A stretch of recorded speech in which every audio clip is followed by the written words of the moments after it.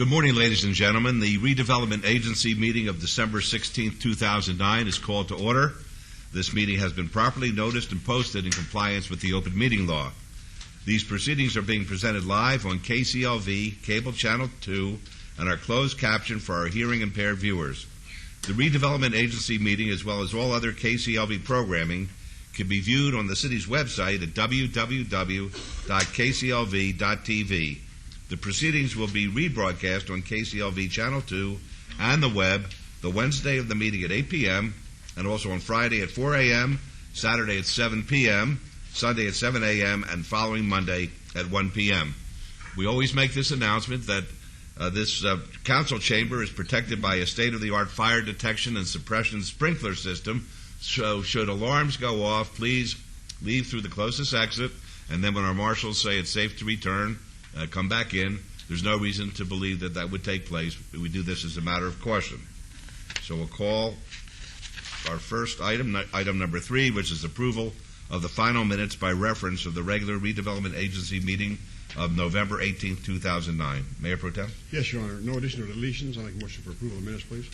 All right, let's vote on that, please. Post?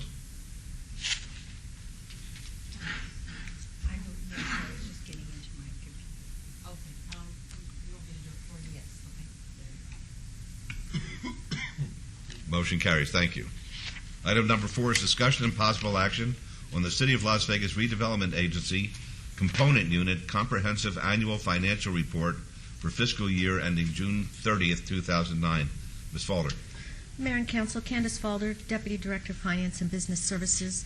We're requesting abeyance of this item to the January 6th meeting. All right, fine. Mayor Pro Tem, is that your motion to obey? Yes. All right, let's vote on that, please. Yes, sir. Post?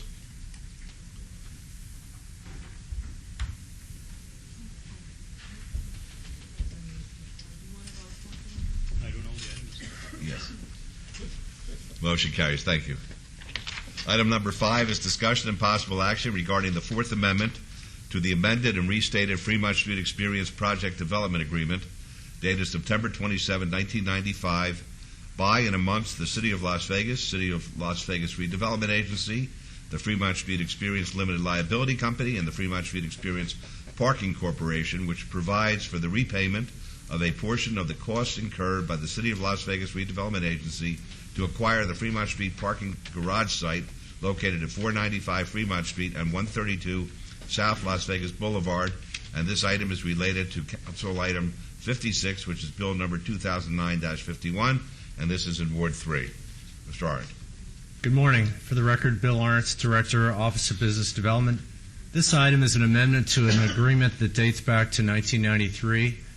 I remind the Council that this agreement really was structured as what I would call a participation deal structure, which means that the city would get repaid revenue from the property owner to the extent revenue is available. I'd like you to view it in that context. The agreement, as I mentioned, dates back to an agreement which was approved by the City Council on October 20th of 1993. In that agreement and some amendments that followed, the Redevelopment Agency was to be reimbursed by the Fremont Street Experience Parking Corporation for any costs of acquiring the property in excess of $6.4 million. The total acquisition cost was $17,531,200, and as a result, the corporation and the Fremont Street Experience has agreed to repay the agency a sum of $11,131,200.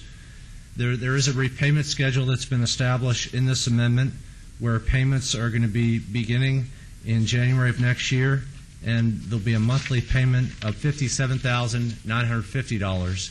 And so this effectively will repay the monies in excess of that $6.4 million that both the Redevelopment Agency and the Fremont Street Experience agreed to back in 1993. And again, the payment from Fremont Street Experience only comes from effectively net revenue from the retail stores in the Fremont Street Experience. So that's the purpose for the repayment schedule over time. It's a participation deal. It's not where we're getting a lump sum. This is something that the Redevelopment Agency agreed to in the original development agreement.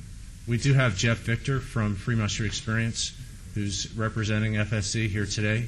If you have any questions of FSC or any questions of me, I'd be glad to answer them. Thank you. Any questions of Mr. Arndt or Mr. Victor? All right, hearing none, Mayor Pro Tem. I did have a question. Oh, I'm sorry, You keep Councilwoman. forgetting the left of us. No. I have no peripheral vision. Please speak up, Councilwoman, if you want me to recognize you. Please. Mr. Mayor, There you go. Bill, now this is a payment. Will after this 11 million is paid off at 57,000 a month? Do we continue to get a share of the revenue from the businesses there, or is that the final amount? No, it's as soon as the difference between the actual purchase price and that 6.4 million, that 11 million and change, as soon as that is repaid in full, then their obligation for repayment ceases. So we would not be participating in the revenue. FSC would be on their own. That is projected pretty far out in the future, about 16 years. Okay. And secondly, could you just tell me, because I wasn't here at the time, with RDA, how did it begin? Who gave the money? Was it federal money through the state? Was it money the city gave that started RDA?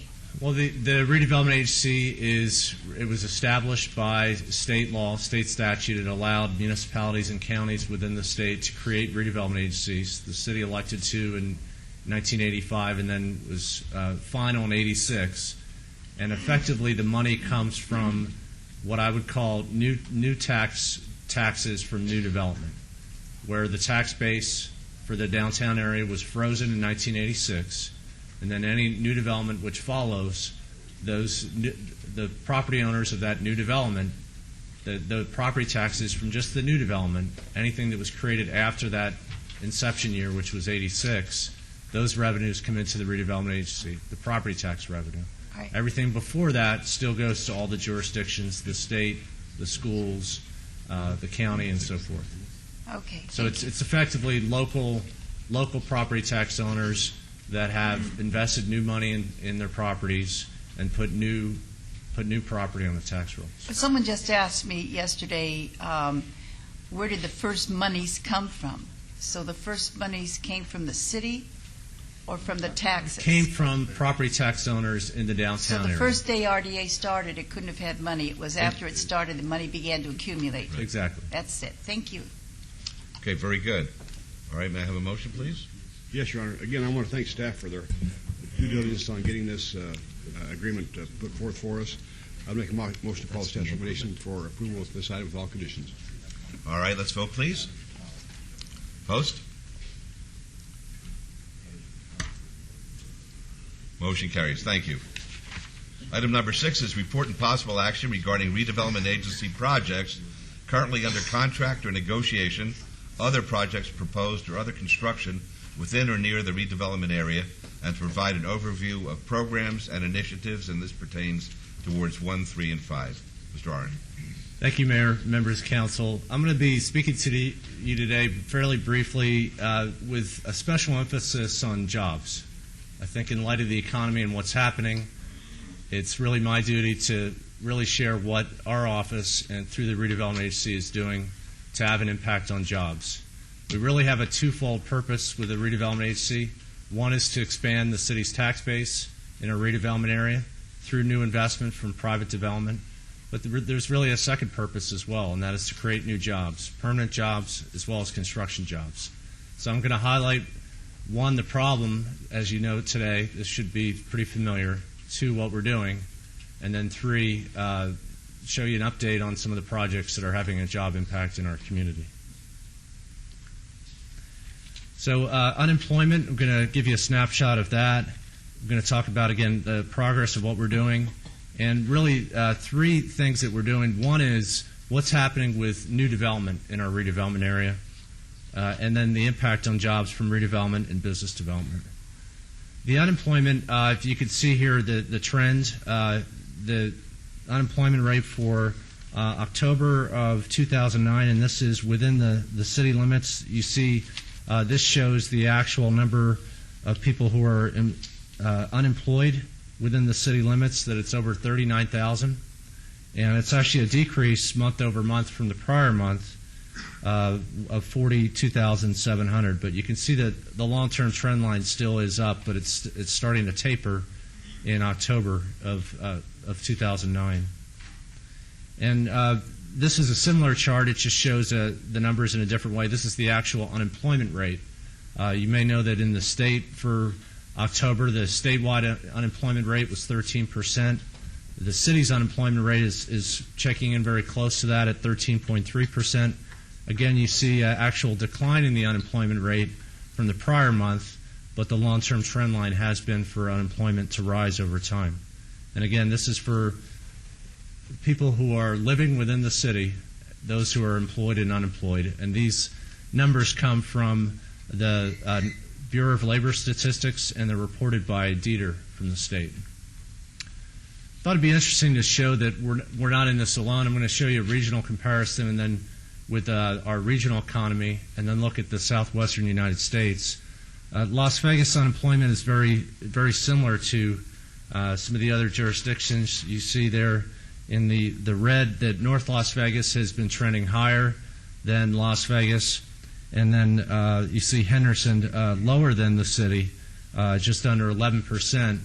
I think what's interesting with this chart is that the unemployment really, if you look at the change month over month, it's very similar throughout the region. That as far as the long-term trends, they have been up, but again, we see some improvement in October. And then it's interesting to note that economies that folks would consider thriving, healthy economies, major economies in the United States also are hurting. It was interesting that San Jose has about an identical unemployment rate as Las Vegas. Silicon Valley, one of the largest economies not only in the country but in the world, has a high unemployment rate right now. So it's not only a local trend what's happening, but the regional and national trend and the macroeconomic climate really is having an impact on Las Vegas as well. So you see there with San Jose in the purple trending right at the same unemployment rate as the city. You see some of the other cities in the southwestern United States not hurting quite as bad, San Diego, Phoenix, and Denver. I know John Restrepo back on November 18th noted that Phoenix is different than Las Vegas in that their economy is more diversified, and that's something that my office is working on, and that's part of our charge to work for diversifying the economy within Las Vegas. So what impact are we having? This is maybe the most interesting chart in the slide. I'm just going to spend a moment on it. The impact for the redevelopment area, if you look at the top, that our redevelopment area compared to the entire city by size or land acreage is fairly small. It's under 5%. I know when you hear 3,900 acres, you think of it as being a huge piece of land, a huge area within the city. But compared to the city's geography, it's quite small. And if the development activity were even across the whole city, meaning if construction were happening the same as in downtown as throughout the rest of the city, you would expect these two charts to look identical. But they're not. And they're not in a good way in terms of what's happening in our redevelopment area. If you look at the bottom chart, for the first quarter that ended the first quarter of fiscal 10, the permit activity for the redevelopment area tax districts was over $49 million, and this represented 38% of all building permits pulled at our city's building department. So that shows that we're having a tremendous impact. This is not just projects that we bring before you for consideration for vote. These are all the projects, all the private investment that's happening in our redevelopment area. And to me, it's really validating our strategy that it's working, that we're making a concentrated effort on our redevelopment area to try to grow our redevelopment area, expand the city's tax base, but it's also having a bottom line impact by more building permits being pulled. It keeps the building department afloat, keeps people in the city's building department employed, but it's also giving a vote of confidence to the private sector that they can continue to invest in their properties in downtown. Mayor Goodman? Yes. Please. Bill, I would be very interested, and if I'm jumping the gun, let me know, to have you break this category down to the next level. What I'm talking about is the redevelopment area tax district slice, which is 49 million, 38%. I'd love to see what that breaks down to. What kind of building permits are we talking about? What kind of development are we talking about? You don't have to have it today, but in future briefings, I'd really like to know what that category is made up of. And we have all the micro numbers that rolled up to this number, and I won't go through it ad nauseum, but there are two major categories. It's new construction, new commercial construction, and tenant improvements. That there's a lot of what I would call or characterize the quiet activity. That you may not see the cranes out there, but there's constant activity. Property owners in the redevelopment area are taking old buildings and they're reinvesting in them. They're putting in new plumbing systems, new electrical, getting them up to code. And that quiet activity, it's a big component. But those are the two major components. Unlike suburban Las Vegas, where it's been predominantly residential, in our redevelopment area, it's nearly all commercial. And that's really what's driving it, the commercial investment. But it's not just new construction, it's also tenant improvements. So what impact are we having on jobs? We've been tracking through those sources like the DETR and the Bureau of Labor Statistics, what does our workforce look like throughout the city? And it's interesting to note that throughout the city as a whole, our workforce has decreased annually by a little bit under 1%, or the number of people who are working in Las Vegas that reside in Las Vegas, it decreased by 2,300 people. But in our redevelopment area, it actually increased. So again, it's bucking the trend. Our redevelopment area workforce increased year over year by almost 3%. We're over 1,800 jobs. So there are 1,800 people more working that live in the redevelopment area than did not previously. And then as far as what I would call the pipeline impact, projects that are under construction, there are an estimated 3,000 construction jobs and 900 permanent jobs from these projects. And that's everything from the large project, like the Smith Center for the Performing Arts, down to the small project, the corner deli that's maybe putting a new smoke hood in to run their deli, those kinds of things. And so what that means, the bottom line, is that our workforce in the redevelopment area is over 71,000 people. And one of the metrics that we use is how many jobs per acre are we getting in the downtown area. We want to have a dense urban environment, and we see that increasing year over year. But again, this is showing the impact. Without the redevelopment agency's efforts, we would not have that difference, that dichotomy. It would look the same, the workforce in the redevelopment area versus the workforce throughout the city. And then our business development team, citywide, what's happening with jobs. We finished fiscal year 2009 strong with over 3,000 construction jobs created, nearly 2,700 permanent jobs created, and a project valuation of almost $880 million. Those are for projects in construction. And then you see completed 3,477 construction jobs, nearly 1,700 permanent jobs, a project valuation of $1.2 billion. And this includes all the major areas of emphasis for Office of Business Development and the Redevelopment Agency. It includes our redevelopment area. It includes the Las Vegas Technology Center in the Northwest. It includes the Las Vegas Medical District, as well as the TELUS call center, which we were able to recruit here to Las Vegas from Canada. So that's the year-over-year bottom-line impact on what we're doing for jobs in the community. And then finally, I'll just go through some... If I could. Yes. Bill, is there any, we have these beautiful numbers here, to me. But do we have any idea of other cities? Are there cities as, to me, successful as we are? Are there any figures that we could show, comparisons? Are we up at one of the best cities as far as the redevelopment agency goes? Or are we in the middle of the line? Or where are we at as far as the job that we're doing? I think that's an important question. I know that you and others on the council have asked that question in the past. What I would like to do is to reserve that for the next quarterly presentation, to do an in-depth comparison of the city's redevelopment agency versus some other cities like San Diego, like Reno, Phoenix, so you can see exactly what impact we're having. I thought, given the economic times today, I was going to focus on jobs. Then as far as the city-by-city comparison, I'll jump into that in the next quarter. I think the numbers speak for themselves. Absolutely. No, it's tremendous. I'm just saying, it's one thing to be able to look at these figures here, but in order for us to say whether we are being successful, I think we have to have a comparison to see other cities have done. I've started that research personally, and some folks on my team are working on it. One challenge I've had is that often cities aren't as transparent as maybe our city is with respect to reporting the performance of the redevelopment agency. Sometimes the numbers are intertwined with what the city itself is doing. I know that that's been a criticism, for instance, in Kansas City, Missouri. So we're working diligently to get those numbers. Some cities report it very clearly. Others, it's a little bit more of a muddled picture. So we'll have that information for you shortly. Well, you know, where we're sitting here, I think we've done a fantastic job, you know, compared to what we see locally here. I know that the county, you know, tried to create their redevelopment agency, and I think they had it in effect about 3 years, and they had no completed projects, and they just did away with it.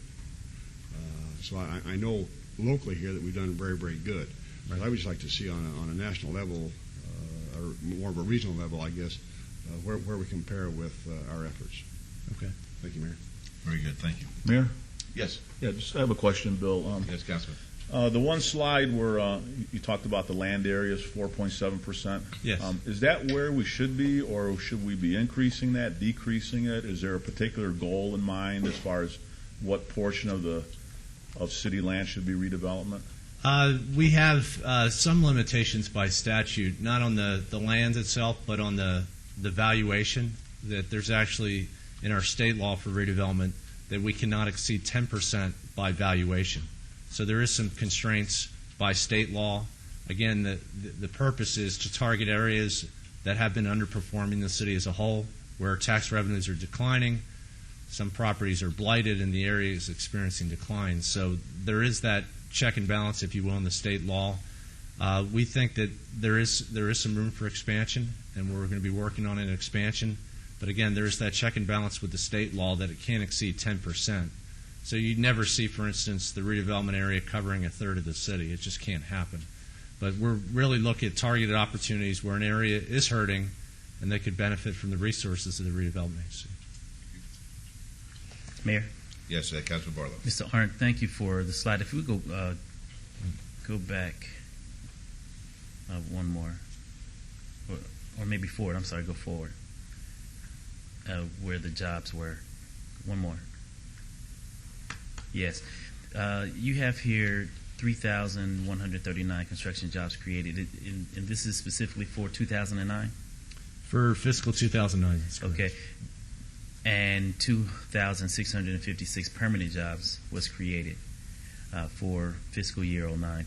Do you have a slide, not necessarily today, but a slide that depicts how many jobs have been created since the inception of the RDA? In what year was the RDA constructed? We started in 1986, and that's something that we could work on to show jobs since inception. It's obviously a much bigger number. Correct. But what is typical with redevelopment agencies that you see progress over time, so it builds and builds and builds. Right. So those first few years, typically, you don't have a huge bottom line impact on jobs or new taxes, but then it builds over time. There's a cumulative effect. So right. That's something that we could. What I would actually like to see is a scale from the time in which the RDA started to where we are now, as far as the fluctuation of jobs as well as the monies that have come into the RDA, to show a more panoramic view and perspective as far as how much we've grown and how important it is to have an RDA, specifically in an area where a lot of the communities are depressed within the inner city. Okay, Thank we can do that.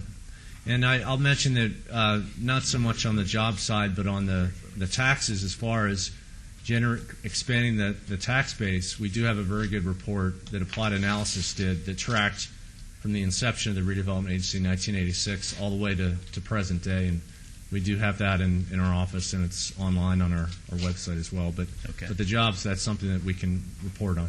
Thank you. So I'm just going to thumb through real quickly a few project updates.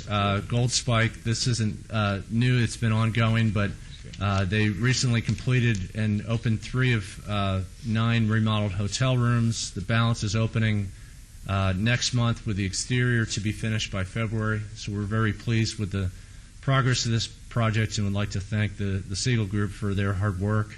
You see some construction jobs, 11 construction jobs. We don't have the permanent impact yet because all the rooms aren't open. But we'll have that for you at an upcoming meeting. And then you see the project value.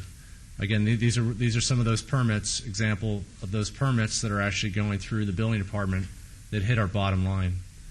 Alpha Omega Strategies, they're proceeding with the grocery store construction, Mariana's, near the corner of Vegas and Decatur. We've graded the site, and they're in the process of installing and upgrading the water lines for the project. And their construction is due to start first quarter of next year, calendar 2010. Then you see the bottom line, the construction jobs, as well as the permanent jobs. Having a new store in that neighborhood will have a big impact on jobs. West Las Vegas, we've had a very successful partner in Paul Vazine, who is the owner and proprietor of Bilo Market. They've expanded their project. They've been so successful they have to keep introducing new product lines, and one of them is a new full-service butcher and deli. And we've done that under agreement with Bilo Market, and this is adding new jobs of 15 new jobs, as well as additional project value of $400,000. Again, permanent activity, building permit activity within the redevelopment area. We've had some success with new downtown dining and getting people to live, work, and play downtown. You have to feed them. And we have some good new restaurants, Firefly, Joe's New York Pizza at the Gold Spike, Las Vegas Rocks Cafe, which is going in at Neonopolis, Lola's, Omelet House, Payman's, and Tinoco's. These are all recent additions to the downtown area. Don't forget the Chart House. And the Chart House at the Golden Nugget at the Rush Tower. That's also a new restaurant. Ran out of room on the slide, Mr. Mayor. Speaking of the Nugget, the Rush Tower had a very successful grand opening on November 23rd. This had a big bottom line impact. You see the project value there, as well as the construction jobs, over 300 and 100 permanent jobs. Again, it's all about jobs in this economy, and we're aggressively tracking new jobs from all the projects in our redevelopment area. Symphony Park, the construction is going very well on the Smith Center for the Performing Arts. Steel construction actually has started, which is a significant milestone in a major project like this. You see the permanent jobs as well as the project value of $245 million, and we're aggressively tracking all the jobs that are happening from this exciting project. The infrastructure for Symphony Park continues. We're going to be doing some additional infrastructure work in the second quarter of calendar 2010, and the design's been completed, and so we're going to be, and it's funded, so we're going to be looking to install that. Again, we'll be tracking the job impact for that work as well. The state's office building, the campus office building, really permanent jobs. This is really relocating state employees, so it's not really a net new job impact, but retaining employees for the downtown area is important because those employees shop in the downtown area. So we do track jobs from our public partners as well. You see the construction jobs, 200 construction jobs, and then the project value. And then finally, the City Hall, which you voted to approve on December 2nd, we're looking to start mid-January with construction, and this is going to have a big impact on construction as well as a catalytic effect on new private investment and private development in the downtown area. And with that, I'd be glad to answer any questions you have. You didn't mention there. Thank you, sir. You didn't mention they're going to start tearing down those buildings over there for the new parking garage either. That's correct. We're building the parking garage near 500 Main Street, and there's some existing buildings where there was a former antique shop, and we're going to be demolishing that and building the garage there on the west side of Main Street, just north of Bonneville as well. Are there any other comments or questions? Mayor Councilor Goodman, Wilson. please. Bill, I guess the obvious question is, would this same development have come to the city of Las Vegas in the last 23 years? And I'm talking in particular the downtown area, Symphony Park, by way of example. If there had not been an RDA, conversely, what does the RDA do to attract these businesses? I want the public to hear your answer, please. The first question is really the million-dollar question for the redevelopment agency, that our mere existence is to stimulate new private investment, new private development, which creates new taxes and it creates new jobs. And the best way to answer that question is, prior to the redevelopment agency starting, was it happening? And the answer is no. The tax revenues from these areas were actually declining year over year. They weren't increasing, they were declining. Businesses were leaving, businesses were closing, businesses were not investing in their properties, not pulling new building permits. So the answer prior to 1986, rather than asking the hypothetical, you can actually look at the actual. The answer is a resounding no. And that's why the state authorized cities and counties to do redevelopment, to turn that picture around. And then moving forward, really we had most of our success when we really stepped up to the plate and really offered some resources to some private developers to really take us to the next step. There was a certain initial wave of projects after '86, but some of the big projects that have happened really required the redevelopment agency to be a partner. They required us to offer a tax rebate, not a cash incentive up front, but just a rebate that after somebody performs and makes a big investment in downtown, that they have a partial incentive from the redevelopment agency by getting a portion of the taxes that they pay back into the project to help it make sense. And that's been able to make projects like the World Market Center happen, like the Mulaski Corporate Center happen, like the Las Vegas Premium Outlet Mall, which is one of our most successful projects, happen. That these projects do require some investment from the redevelopment agency, but it's a very minimal investment relative to the size of the private investment. And so that's what we can do. The other thing that we do is really we vote with our checkbooks, that we invest in our own activity, that if we're going to do a public investment, that we think not about just building a building to build a building, but how is it going to stimulate new private investment? Every step, every decision that we take in the redevelopment area should set up new development and new investment. And that's the approach we've taken with some of our public investments as well. And Bill, just to be perfectly clear, because this has been an issue over the last couple of years, is that we're not taking anything away from the recipients of these tax revenues. Although we're offering incentives to some of these developers to come in to build, because the tax base is increasing as a result of their developments, the school district, for example, still gets an increased revenue. So we're not taking anything away. We're adding to the taxes that these recipients receive. Is that right?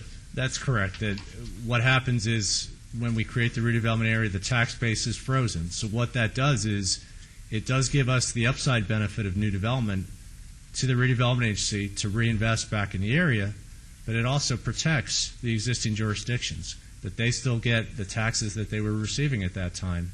And so that protects them by continuing to fund them from the existing taxes. And in fact, as I mentioned, prior to '86, taxes were actually declining. So freezing the tax base can actually help those jurisdictions at that time because it protected their downside.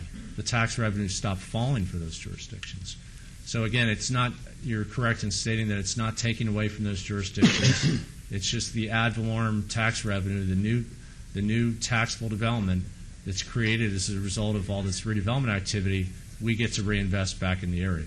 And I really like to think of it as a savings account, that we reinvest those savings back into the area to expand the tax base for our redevelopment area. And when the redevelopment agency sunsets, there's going to be a big windfall for all the tax jurisdictions throughout the state. Your Honor, if I could, please. Mayor Pro Tem. Everything that's been said here this morning is really, really great. I've sat up here for quite a few years, and I've seen the redevelopment agency grow. I think that the last 10 years, a large part of it, in fact, should be credited to Mayor Goodman and his leadership, but also the people that we've had working, with us from our staff. When we got Scott Adams, it looked to me like at that time the redevelopment agency took a huge 180, and we were going the other direction. And I think that staff deserves a huge, huge amount of credit. But also along the same lines, we've had private people come in to us and lobbyists, and we've had some consultants along the way that helped us get through some of the tough times. I know without some of the lobbyists, it would have been really, really hard to have the Furniture Mart where it's at today, as well as Chelsea Mall. We've been taught, these things through different connections that we've had through the years too. And I just want to make sure that all this credit is distributed where it belongs, because I think that the redevelopment agency has been very successful, but there's a lot of people along the line that have made sure that we keep going down that true line, and I know Scott Adams to me played a huge part as well as his staff. So I just wanted that on the record too, Your Honor. Thank you very much. Mr. Mayor, Councilwoman. the school district's financial officer still does not feel it's advantageous with the RDA situation in the school district. And I had spoken with him, and in January, if sometime you and Mark Vincent could go and meet with maybe Ruffles and the new financial officer over there, and Paul Gerner maybe. But in any case, the thing is, they still do not believe what we're saying, and so it would be good if we could perhaps talk with them and answer their questions. And the biggest concern, I think, is coming from the new financial officer. Who is that, Councilwoman? I can't remember his name. I'm sorry. He wasn't there when I was there, and but I do know that he feels very strongly.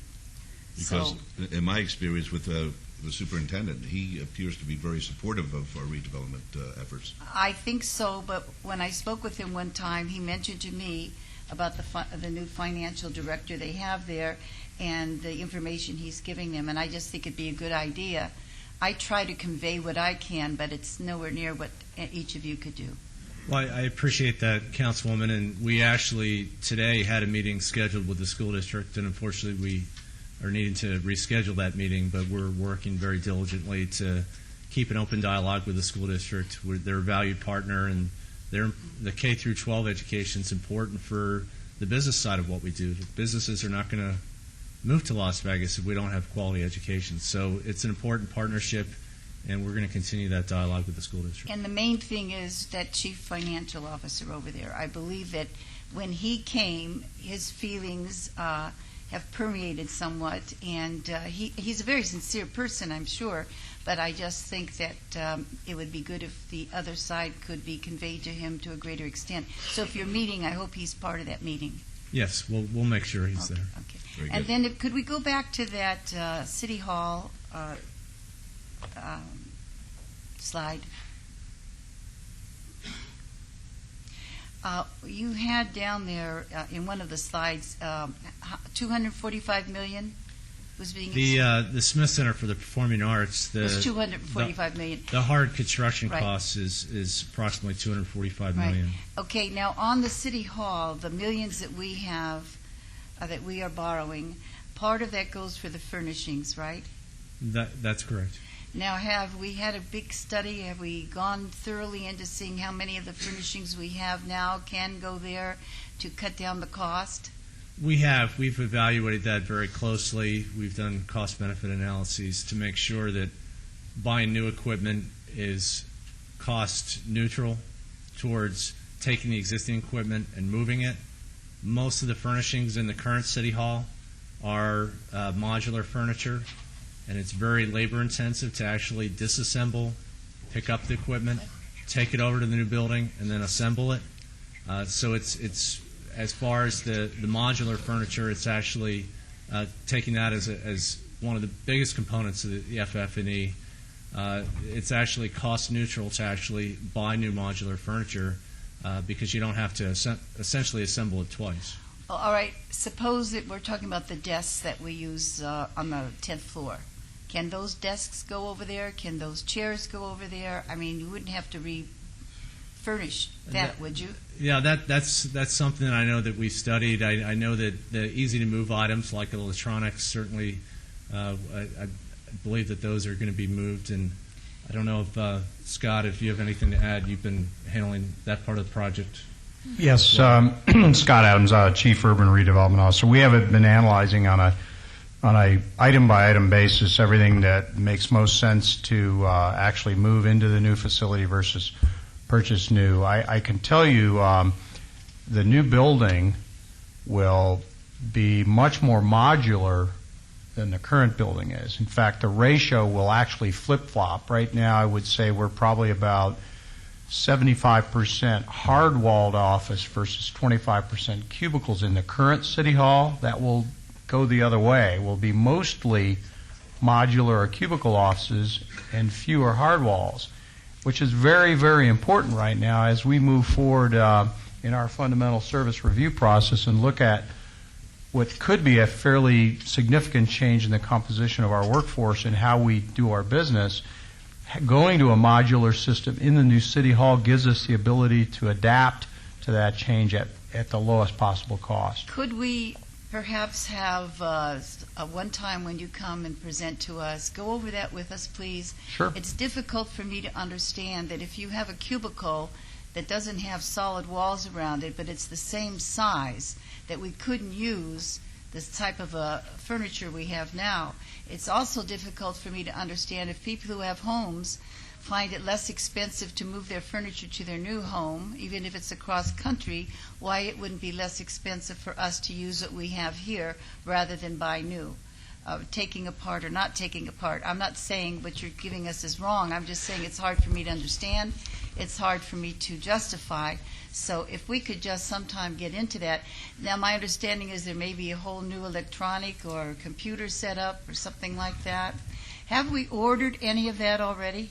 No, not yet. Uh-huh. No, not so yet. You're telling me that no new furnishings for the new City Hall have been ordered? Not yet. Okay. That's No, on the record. I think the other thing I'd point out is that there's two costs associated with relocating from an existing to a new building. One is the actual cost of the equipment and the furnishings itself, and the other is the actual downtime cost or loss of productivity and workforce in swinging from one building to another. If you're going to take a person's workstation down and move him to a new building, they're out of service as an employee for a period of time. You need swing space to be in to operate during that period of time. So that's another cost that we've looked at, is how long do our employees have to be off of work during the period that you're actually swinging from one building into the other. So we've looked comprehensively at those issues, and the current plan that we're moving forward with is one that we believe is the most cost-effective way to handle it. Well, we haven't seen that plan, and I just would like to understand it better. And also, I believe my father was ill at the time they talked about going to the cubicles, and I wasn't here. And if I could see that, or we could all see it together again. Yep.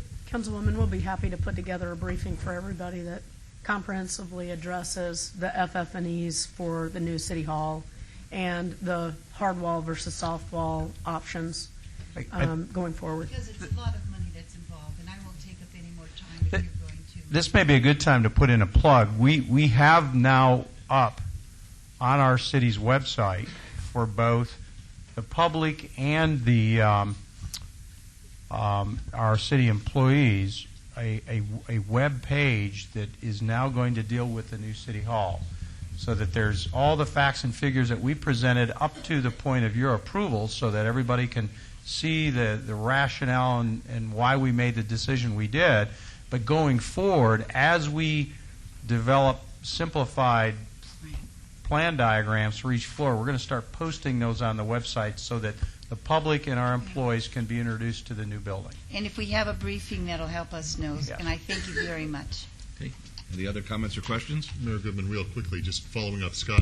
It's on the City of Las Vegas's website. Is it a link, New City Hall? I've forgotten now what it's. It resides in a couple of places, Councilman. It's on the OBD page. It'll also be on the front page to where you can link directly off the front page. It's also on the front page of the city employees intranet inside CLV site. It's point number 7. And it has a lot of the information, Scott, you said, as to how we got to where we are now, to use Bill's term, catalytic? That's correct. A lot of the information that we've been presenting to you over the past year, the economic information, the financial information, the projects being catalyzed, a lot of that information is now on that website for everybody to take a look at. And then, as I said, going forward, we're going to have technical information about the building itself, because I think that's something we really haven't looked at, is what is it going to look like inside the building, how are the floors going to look, just so we all can get acquainted with what the new building's going to be like. I think that's super, because we're going into a phase where we're going to go out in the community. Mayor Goodman and all of us are going to be at our town halls in January and February talking to people, and I want them to be as much educated as they can be about why we did what we did and where we're going in the future. So that's great. That's great. Any other comments or questions? Very erudite report. It was very, very scholastic and academic and full of good information. I appreciate that on behalf of all the council. And I would like the record to reflect, Ms. Fretwell, that whoever the new mayor is occupying the new city hall, I am going to donate my bar to their office. Thank you very much. No, not the chair, the bar. Okay. All right. Mayor Pro Tem, can we have a motion, please? Yes, Your Honor. I make a motion to pass that for me. That's Yes, so, Your Honor. please. I make a motion to approve this or accept this report with all comments made by most of the comments made by the staff. Okay, let's vote, please. Opposed? Motion carries. Thank you, Mr. Hart. Mayor Goodman, if I could interrupt for just Yes. a moment. I wanted to let Councilman Wolfson know that we have a direct link, a URL site, if you want to go directly to that City Hall information. It's easy to find. You can either go to the city's website, which is lasvegasnevada.gov, or you can go to lasvegasnevada.gov// City Hall, and it'll take you directly to all that information. Okay, item number 7 is citizens' participation. Public comment during this portion of the agenda must be limited to matters within the jurisdiction of the Redevelopment Agency. No subject may be acted upon by the Redevelopment Agency unless that subject is on the agenda and is scheduled for action. If you wish to be heard, please step up and we'll put the timer on, please. Mr. Hodges?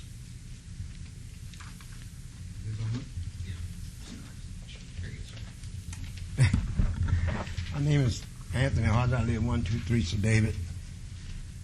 I want to say something to you, Oscar, today that's very important. I feel that the end of my journey is pretty close.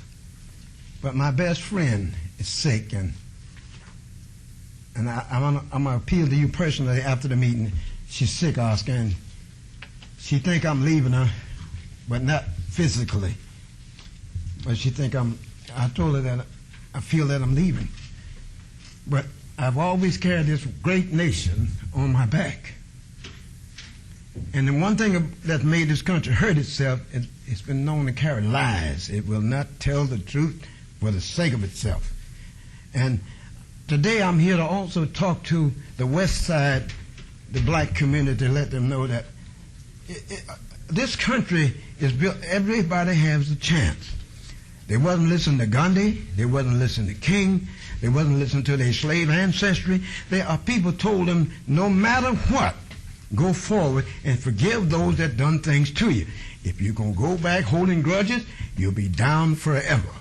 You move ahead by forgiving and forgetting. Don't say, so a lot of people say, well, I forgive you, but I'll never forget. That's not true. If you can't totally forget something, you never really forgave it. And that's what I'm saying. We live a nation as a nation of lies, and we got to stop that. By the way, Oscar, you changed your party for the 3rd time to independent.